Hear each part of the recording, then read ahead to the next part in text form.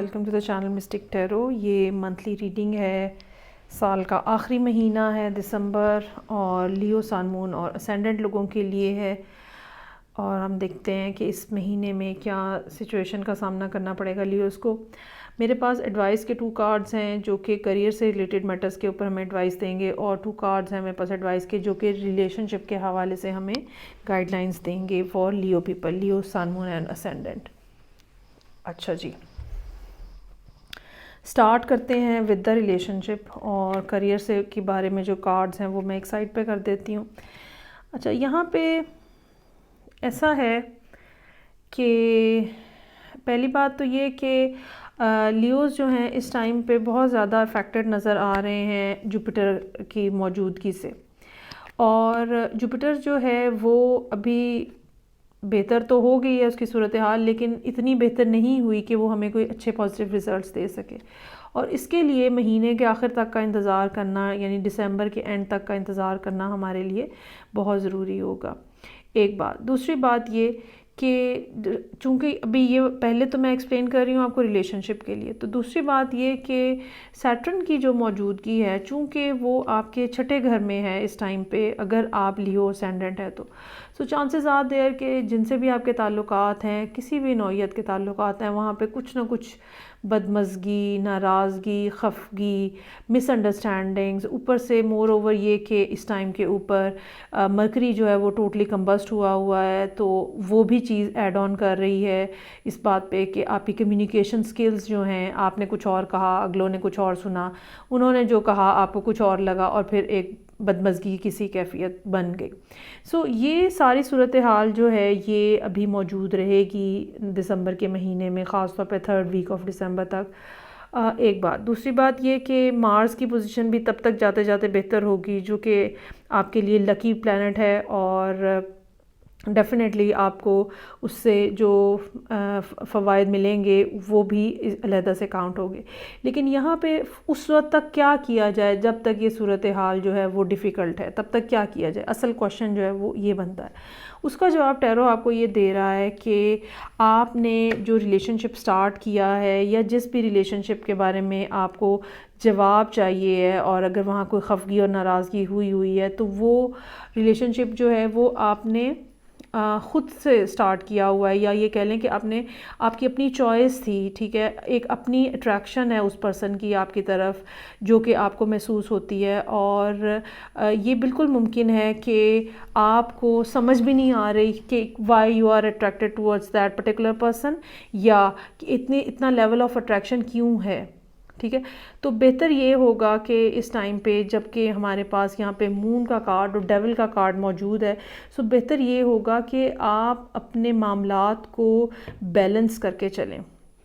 बहुत ज़्यादा over emotional मत हों, बहुत ज़्यादा क्लोज़ होने की कोशिश भी मत करें, और चीज़ों को ज़रा 3 हफ़्ते ख़ास तौर पे दिसंबर के जो फर्स्ट 3 वीक्स हैं, तो ज़रा स्मूथली चलाने की कोशिश करें, और बहुत ज़्यादा रेजिस्टेंस भी ना शो करें, और बहुत ज़्यादा दूसरे के आगे बिछते भी मत जाएं। ये एक चीज़ जो बहुत ज़्यादा यहाँ पे क्लियरली नज़र आ रही है वो ये कि आप किसी एयर साइन के साथ डील कर रहे हैं।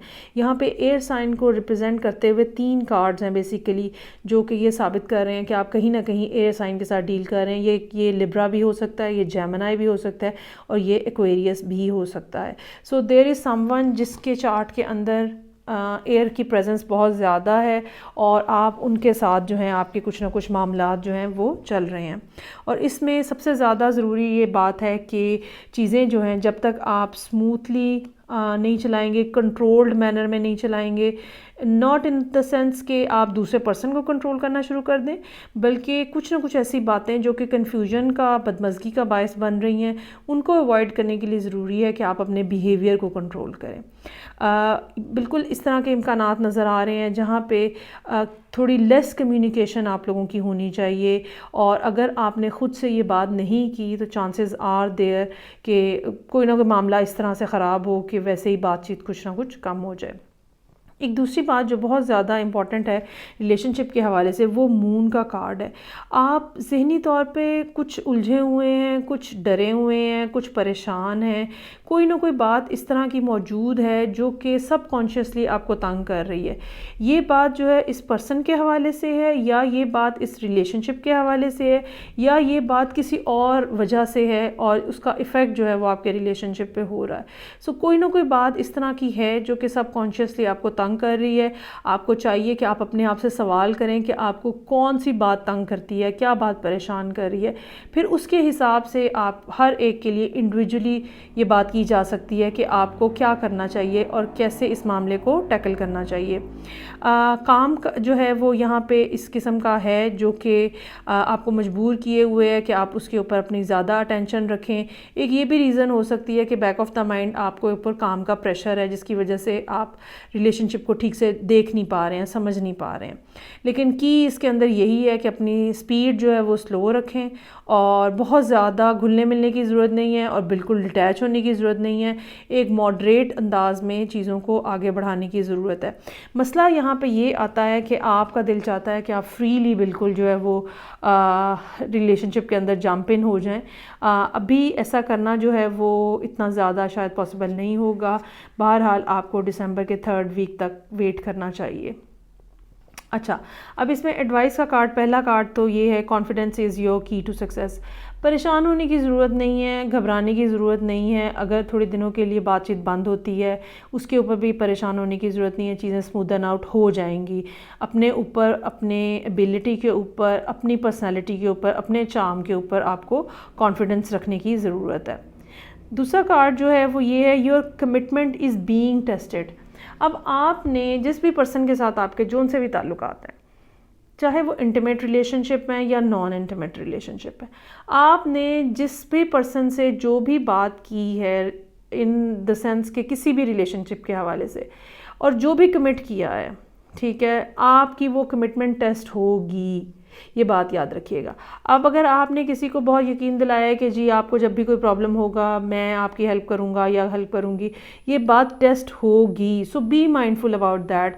सोच समझ के बात करें जो भी कर रहे हैं। बहुत ज़्यादा ओवर द एज जाके दावे करने की ज़रूरत नहीं है, क्योंकि जो भी आप दावा करेंगे या जो भी आपका क्लेम होगा या जो भी आप कहेंगे कि जी मैं ऐसा करूँगा या ऐसा करूँगी, वो टेस्ट किया जाएगा। वक्त उसको टेस्ट करेगा। इट्स नॉट दैट कि मैं ये कहूँ कि ये पर्सन उसको टेस्ट करेगा, नहीं, वक्त आपको टेस्ट करेगा।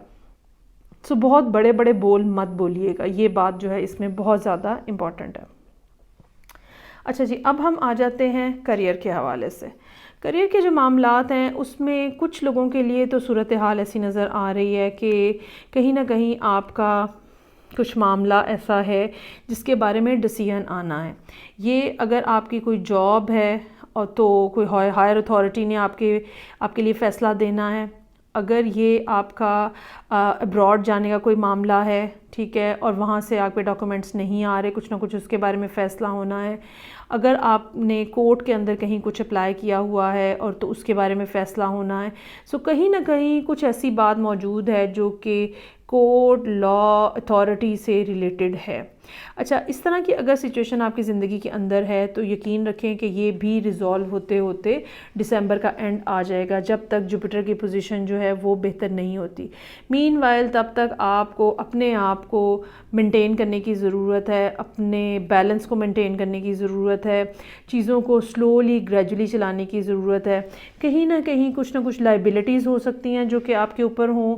ये भी हो सकता है कि आप अपने काम के हवाले से परेशान हो, काम के हवाले से आपको कुछ ना कुछ कन्फ्यूजन हो। ये भी हो सकता है कि आपको किसी एक्सपर्ट की हेल्प चाहिए हो अपना कोई ना कोई मामला रिजॉल्व करने के लिए। सो बेटर इज़ दैट कि आप कुछ भी ऐसे इम्पल्सिव फ़ैसला मत करें, ठीक है, ये आपके ऊपर मज़ीद बर्डन बना देगा। बेहतर ये है कि एक तो ये कि अच्छा होमवर्क करके काम करने की ज़रूरत है, चाहे ये जॉब है, चाहे ये बिज़नेस है, चाहे आपको मुल्क से बाहर जाना है, चाहे आपको स्टडी के लिए कोई सब्जेक्ट चूज़ करना है। सो एक तो ये कि रिसर्च आपको करनी चाहिए आपको। अच्छा, अभी ये भी इसमें यहाँ पे ये भी समझ आ रही है कि शायद middle of the year already आपने कुछ ना कुछ फ़ैसले किए हैं, उसके हवाले से भी कुछ ना कुछ असरात मुरतब हो रहे हैं।